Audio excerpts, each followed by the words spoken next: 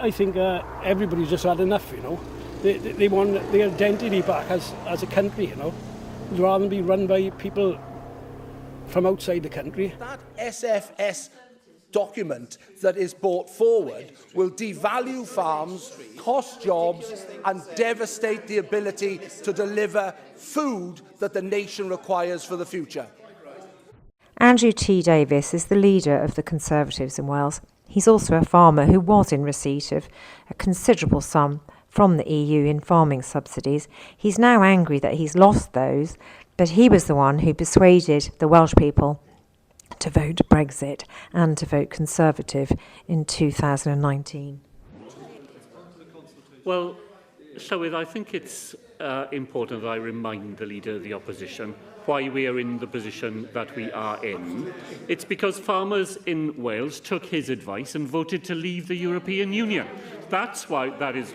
Well, there we are. Well, believe me, we are in the position that we are in today because we have taken back control of farming support in Wales, as we were obliged to do.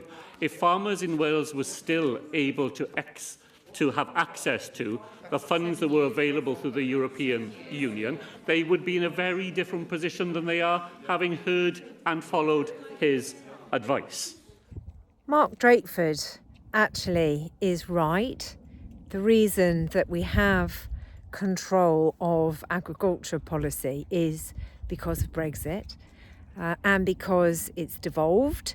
It means that the Senedd sets policy, but equally the reason that we have moved to sustainable farming as a public good is because the UK government no longer recognises food as a public good. To get public money, you have to do environmental work. If we hadn't Brexited, then Welsh farmers, Scottish farmers, English farmers, Northern Ireland farmers would be getting the same as the European farmers. And the European farmers are not happy because there are changes happening in regulations, in policy over there, except that they're a heck of a lot better off than British farmers who are suffering because of Brexit. The thing that Mark Drakeford got wrong was saying that Welsh farmers voted for this. They didn't all vote for this, not by any stretch of the imagination. Probably about half of them did, but not all of them. And they're such a small number, actually. They're largely irrelevant.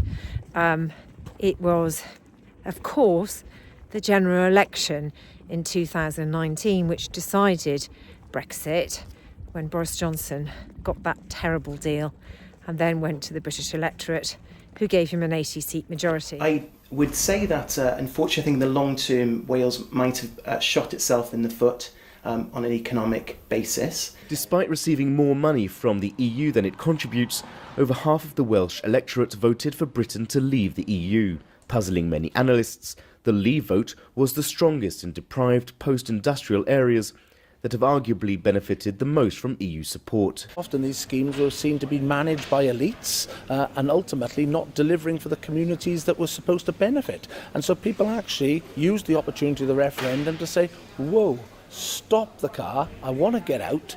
The way this car's been driven, we're going to hit a brick wall. The modern highway connecting Bringmawr with other former coal mining towns was partly funded by the European Union, replacing a 3-lane road known for its many deadly accidents. In Abervale, where 62% voted out, EU funds have been used to improve railway lines, open museums, hospitals, schools and adult training centres. My dad worked at steelworks. He used to come home and tell us, like when we were kids, that he would have to use a push bike to go from one end of the factory to the other end of the factory.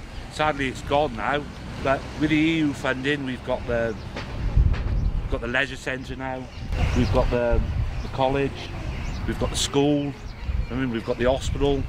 There was going to be more development here, but we don't know what's going to happen now. Evil gazing or empty promises. countries are built by those who roll up their sleeves, knuckle down and get on with the job. Working together with our excellent new Prime Minister, Theresa May, we will make Brexit a success. And conference, mark my words, we will make Brexit a success. We will forge a bold, new, positive role for ourselves in the world and secure the right deal for our country and for our time it is to be a Conservative.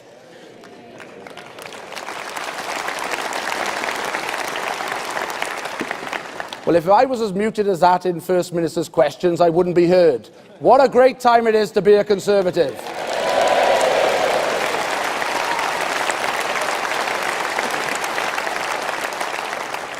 Just think what we've achieved since the last time we all met in Manchester 2 years ago. To leave. Did you expect to be here? Did you expect this would be the impact on your business? Absolutely not. No. I made the decision because we're always being dictated to by Brussels, by Europe. You can't do this, you can't do that, you can't do this. We're all just getting absolutely sick of it. It would be catastrophic for us. There's absolutely no two ways about it. It's where it goes to for us. To be quite honest, I haven't really even thought about it. I think everybody's just had enough, you know. They want their identity back as a country, you know, rather than be run by people from outside the country.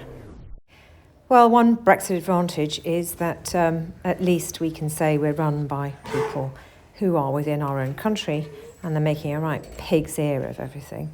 And certainly many of us recognise that the sooner we get out of Brexit, the better, because the longer that Brexit's here, the more damage it's going to do. Brexit has only just begun.